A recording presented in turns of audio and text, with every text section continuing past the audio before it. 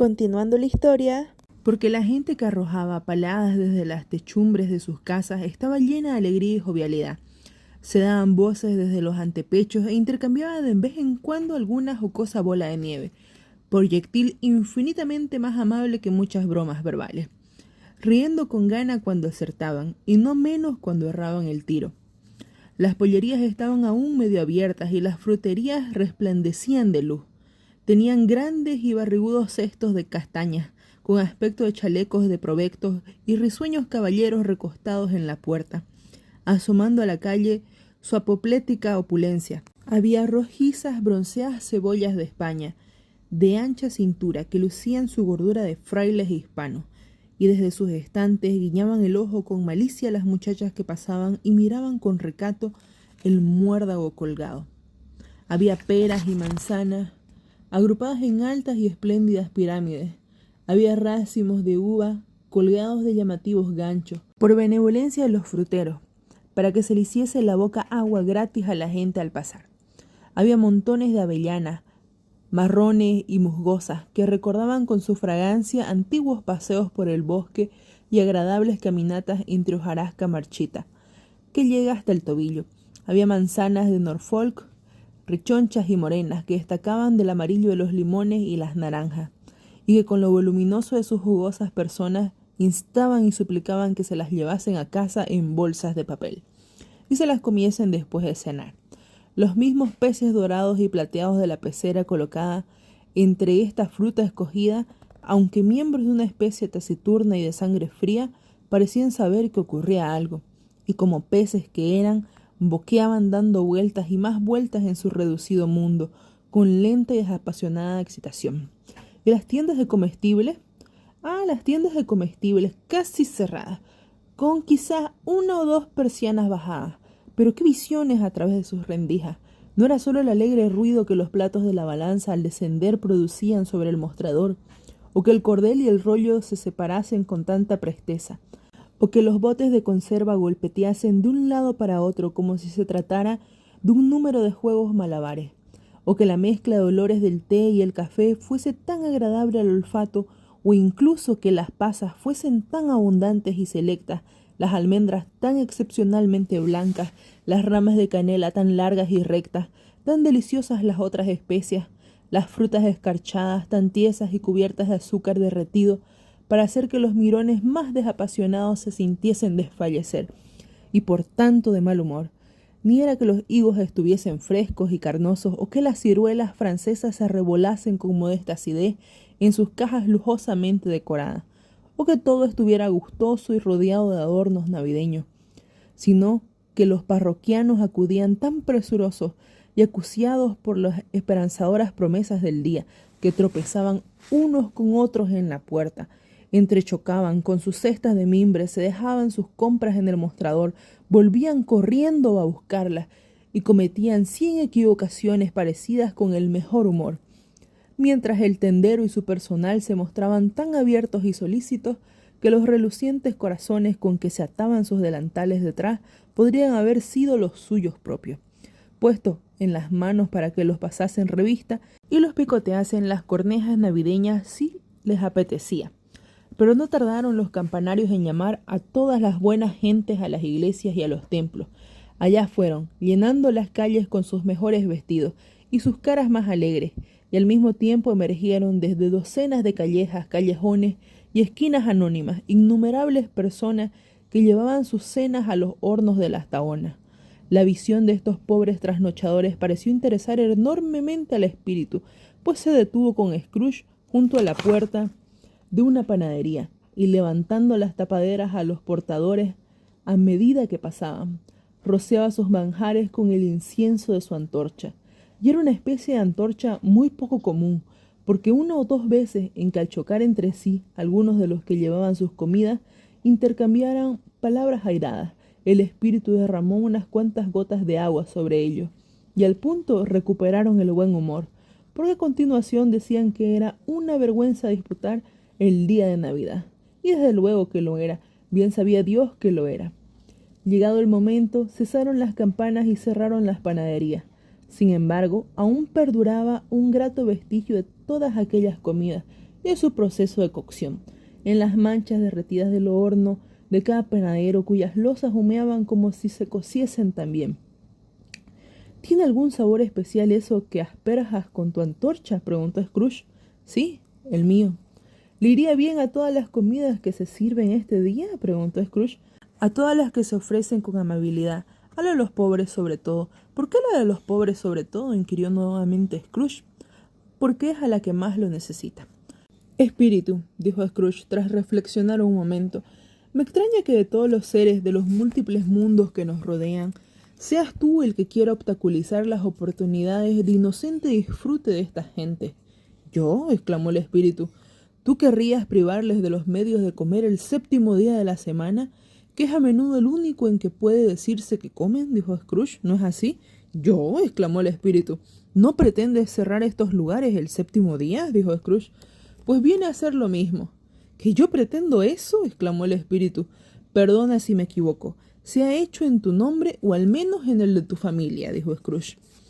Hay algunos en este mundo vuestro, replicó el espíritu, que afirman conocernos y cometen en nuestro nombre actos de pasión, de orgullo, de malevolencia, de odio, de envidia, de intolerancia y de egoísmo, que son tan ajenos a nosotros y a toda nuestra estirpe como si jamás hubiesen existido. Recuerda eso y achaca a ellos sus acciones, no a nosotros. Scrooge prometió hacerlo así, y prosiguieron invisibles como antes, hacia las afueras de la ciudad. Una notable particularidad del espectro que Scrooge ya había observado en la panadería era que, pese a su estatura gigantesca, podía adaptarse fácilmente a cualquier sitio, y que estaba de pie en una estancia de techo bajo con la misma gracia y aspecto de criatura sobrenatural que podía estarlo en un salón alto. Y tal vez fue la satisfacción que el buen espíritu sentía en exhibir este poder suyo, o bien su natural generoso, amable y franco, así como su compasión para con todos los pobres, lo que lo condujo a casa de la escribiente de Scrooge, porque allí se dirigió, con Scrooge agarrando a su palanda. Y en el umbral de la puerta el espíritu sonrió y se detuvo a bendecir la morada de Bob Cratchit con aspersiones de su antorcha. Figuraos la casa de Bob, que solo ganaba 15 bobs a la semana, que solo se embolsaba 15 copias de su cristiano nombre los sábados, y sin embargo el espectro de la Navidad presente bendijo cada rincón de su pequeña casa. Entonces se levantó la señora Cratchit, la esposa de Bob, pobremente ataviada con un vestido 2 veces vuelto al del revés, pero precioso, con sus cintas que son baratas y hacen buen efecto por 6 peniques. Y puso el mantel con la ayuda de la segunda de sus hijas, Belinda Cratchit, que también lucía varias cintas, mientras que el señorito Peter Cratchit hundía un tenedor en la cazuela de las patatas, y aunque se le metían las puntas de su monstruoso cuello postizo, propiedad particular de Bob, cedida a su hijo y heredero en atención a la festividad del día. En la boca disfrutaba de verse tan elegantemente vestido y estaba deseando exhibir sus galas en los parques de moda. A continuación entraron atropelladamente 2 Cratchit, más pequeños, niño y niña, gritando que habían notado olor a ganso delante de la panadería y que lo habían reconocido como el de ellos, y deleitándose en voluptuosos pensamientos sobre la salvia y la cebolla, los 2 pequeños Cratchit se pusieron a bailar alrededor de la mesa y a ensalzar al señorito Peter Cratchit, en tanto que éste, nada envanecido, aunque casi le ahogaba el cuello postizo, soplaba la lumbre, hasta que las patatas que se cocían lentamente rompieron a hervir, golpeando sonoramente la tapadera de la cazuela, para que las sacasen y las pelasen. ¿Dónde estará vuestro querido padre?, dijo la señora Cratchit. Y vuestro hermanito, Tiny Tim y Marta. La pasada Navidad no se retrasó ni media hora. Aquí está Marta, madre, exclamó un joven, apareciendo al tiempo que hablaba. Aquí está Marta, madre, gritaron los 2 pequeños Cratchit. ¡Viva! Tenemos ganso, Marta. Válgame Dios, cariño, ¿cuánto has tardado?, exclamó la señora Cratchit, mientras la besaba una docena de veces y le quitaba el chal y el sombrero con afectuoso celo. Anoche tuvimos que terminar mucho trabajo, contestó la joven, y hemos tenido que recoger esta mañana, madre. Bueno, lo importante es que ya has venido, dijo la señora Cratchit. Siéntate junto al fuego, cariño, y caliéntate. Dios te bendiga. No, que viene papá, gritaron los 2 pequeños Cratchit, que estaban en todas partes al mismo tiempo. ¡Escóndete, Marta, escóndete!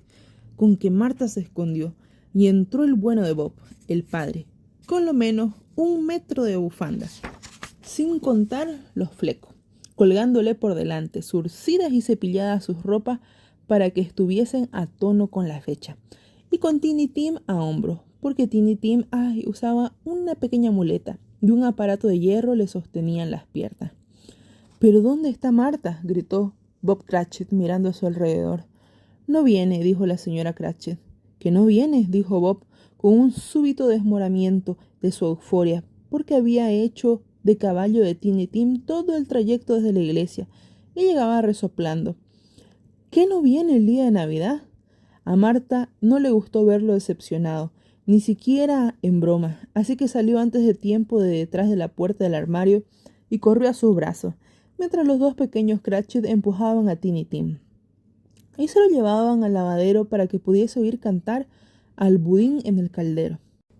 ¿Qué tal se ha portado Tim?, preguntó la señora Cratchit, después de reírse de Bob por su credulidad y de que éste estrechase a su hija lleno de gozo. Ha sido bueno como el pan, contestó Bob, e incluso mejor. El caso es que se queda muchas veces ensimismado y piensa las cosas más extrañas que se han oído. Mientras volvíamos, me ha dicho que esperaba que la gente los hubieran visto en la iglesia, porque como es tullido, podría agradarles recordar en el día de Navidad al que había hecho andar a los cojos y ver a los ciegos. La voz de Bob temblaba al contarles esto, y aún tembló más cuando dijo que Tiny Tim se estaba haciendo fuerte y vigoroso. Oyeron la pequeña y activa muleta en el suelo, y antes de que dijeran una palabra más, apareció Tiny Tim, escoltado por su hermano y su hermana, que lo llevaron a su taburete delante del fuego. Y entre tanto, Bob, arremangándose los puños de la camisa, el pobre como si se le pudiesen estropear más de lo que ya los tenían, preparó una bebida caliente en una jarra con ginebra y limón. La agitó repetidamente y la puso en la chimenea para que hirviese a fuego lento. El señorito Peter y los dos pequeños y ubicuos Cratchit salieron a buscar el ganso, y poco después volvieron con él en solemne procesión. Se armó tal bullicio que podías haber pensado que el ganso era la más rara de las aves, un fenómeno emplumado junto al cual un cisne negro era cosa corriente, y en verdad algo sí era para esta casa. La señora Cratchit calentó la salsa preparada de antemano en un cazo pequeño hasta que empezó a sisear. El señorito Peter machacó las patatas con increíble vigor, la señorita Belinda endulzó la compota de manzanas, Marta limpió los platos calientes, Bob instaló a Tiny Tim a su lado en una esquina de la mesa. Los dos pequeños Cratchit colocaron las sillas para todos, sin olvidar las de ellos, y montaron guardia en sus puestos con la cuchara metida en la boca para evitar reclamar a gritos su ración de ganso antes de que les tocase el turno. Por último, llegaron las fuentes y se bendijo la mesa. A continuación vino un silencio contenido, mientras la señora Cratchit, tras inspeccionar detenidamente el filo del cuchillo de trinchar, se dispuso a hundirlo en la pechuga. Pero al hacerlo y salir el esperado torrente del relleno, se elevó en derredor suyo un murmullo de placer, y hasta Tiny Tim, para los dos pequeños Cratchit, golpeó la mesa con el mango del cuchillo y gritó débilmente: ¡Piba! Jamás se había visto un ganso como aquel. Bob dijo que no creía que se hubiese guisado jamás tan bien un ganso. Lo tierno y sabroso que estaba, su tamaño y buen precio fueron temas de universal admiración.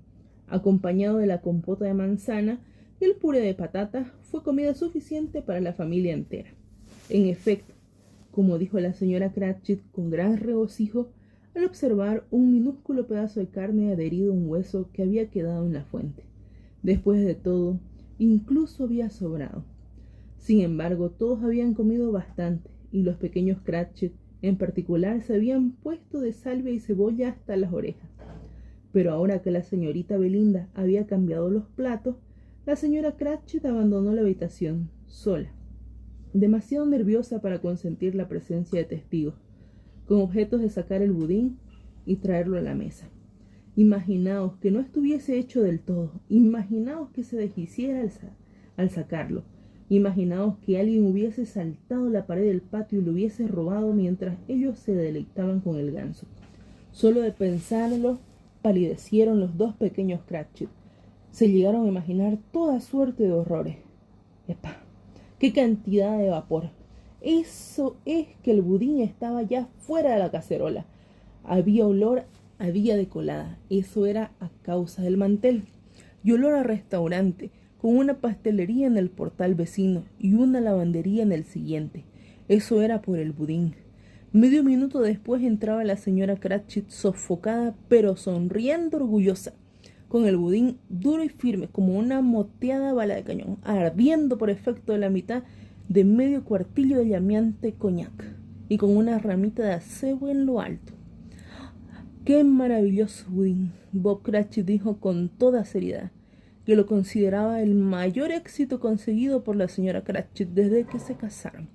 La señora Cratchit añadió ahora que se le había quitado el peso de encima.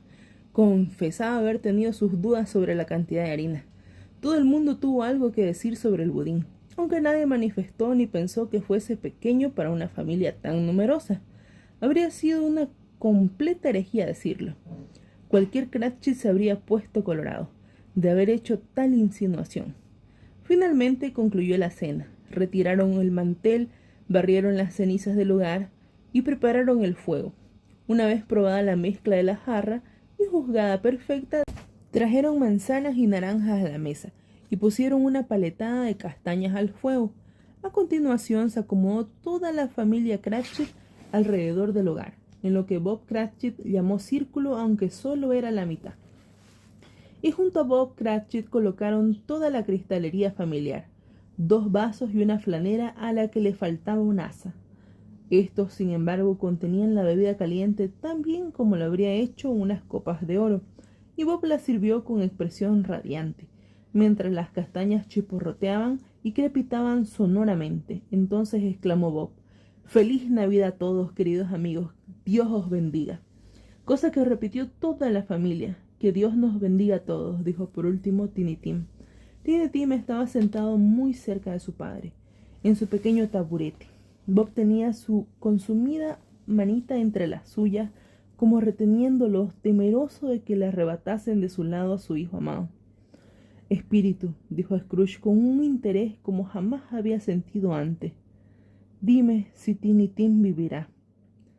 «Veo su sitio vacío», replicó el espectro, «en ese pobre rincón de la chimenea, y una muleta sin dueño cuidadosamente guardada. Si el futuro no altera esas sombras, el niño morirá». «No, no», dijo Scrooge. «Oh no, espíritu amable, dime que se salvará».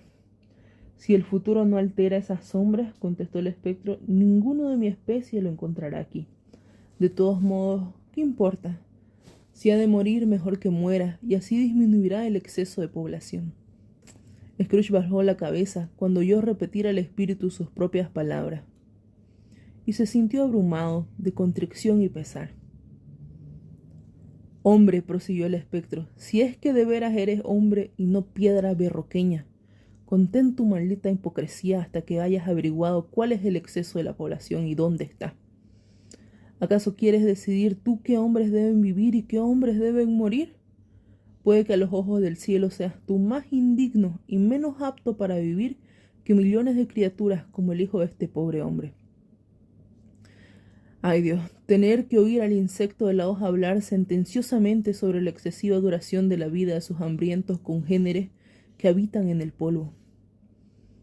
Scrooge agachó la cabeza ante el reproche del espectro y, temblando, clavó la mirada en el suelo, pero la levantó instantáneamente al oír mencionar su nombre. «Por el señor Scrooge», dijo Bob, «brindemos por el señor Scrooge, que ha hecho posible el banquete». «¿Qué ha hecho posible el banquete?», exclamó la señora Cratchit enrojeciendo. «Ojalá lo tuviéramos aquí. Le iba a dar de comer un poco de lo que pienso. Seguro que se lo iba a tomar con apetito». «Cariño», dijo Bob, «los niños, ¿qué es Navidad?». «Navidad tenía que ser, por supuesto», dijo la señora Cratchit, «para beber a la salud de un ser tan odioso, mezquino, cruel y sin entrañas como el señor Scrooge. Sabes que lo es, Robert. Nadie lo sabe mejor que tú, pobrecito mío». «Cariño», contestó Bob con suavidad, «es Navidad.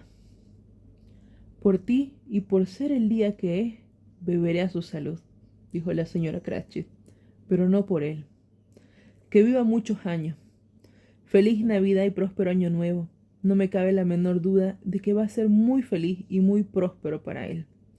A continuación, brindaron los niños. Fue la primera acción del día en la que no pusieron ningún entusiasmo. Tiny Tim fue el último de todos en hacerlo, aunque de muy mala gana. Scrooge era el ogro de la familia. La sola mención de su nombre arrojó sobre la reunión familiar una sombra tenebrosa que tardó más de 5 minutos en disiparse. Una vez pasada, se sintieron 10 veces más animados que antes, pero el mero alivio de haber cumplido con el siniestro Scrooge, Bob Cratchit les contó que tenía pensado un puesto de trabajo para Peter, lo que iba a suponer, si lo conseguía, 5 chelines y medio semanales. Los dos pequeños Cratchit se echaron a reír de manera estrepitosa ante la idea de ver a Peter convertido en hombre de negocios, y el propio Peter se quedó mirando el fuego, pensativo, con su cuello postizo, como si meditase qué inversiones en particular debía efectuar cuando entrase en posesión de tan asombrosos ingresos.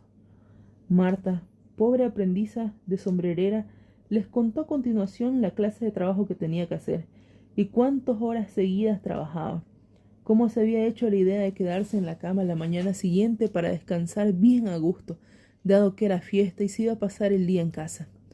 También les contó que había visto hacía unos días a una condesa y a un lord, y este era casi tan alto como Peter, y el muchacho al oír aquello se subió el cuello de tal manera que si hubieras estado allí no le habrías podido ver la cabeza. A todo esto no paraban de ir y venir las castañas y las jarras. Después escucharon una canción sobre un niño extraviado que caminaba por la nieve, cantada por Tiny Tim, que tenía una vocecita quejumbrosa y entonaba muy bien. Nada había de especial en todo esto. Los Cratchit no eran una familia distinguida. No llevaban buenos vestidos, sus zapatos estaban lejos de ser impermeables. Su ropa era escasa y Peter debía de conocer y probablemente conocía la casa de empeño. Pero eran dichosos y se sentían agradecidos, satisfechos unos de otros y contentos con la Navidad. Y mientras se desvanecían y se mostraban más felices aún bajo las brillantes aspersiones de la antorcha del espíritu, administradas como despedida, Scrooge siguió mirándolos, sobre todo a Tiny Tim, hasta el final. En aquel momento estaba oscureciendo y nevaba en abundancia, y era maravilloso el resplandor de los fuegos crepitantes de las cocinas, los salones y toda suerte de estancias, mientras Scrooge y el espíritu recorrían las calles. Aquí, el fluctuar de las llamas mostraba los preparativos de una cena íntima, con los platos calentándose delante de la lumbre y las cortinas rojas dispuestas para ser corridas y aislar así del frío y de la oscuridad. Allá, todos los niños de la casa salían corriendo a la nieve al encuentro de sus hermanas y hermanos, casados, primos, tías y tíos, para ser los primeros en saludarlos. Aquí de nuevo, sobre las persianas, se recortaban las sombras de los invitados reunidos, y allá un grupo de hermosas muchachas, todas con capucha y botas de piel, y hablando a la vez, se dirigían presurosas a alguna casa vecina donde pobre del soltero que las viese entrar, astutas hechiceras, bien lo sabían ellas, encendidas de animación. Continuará.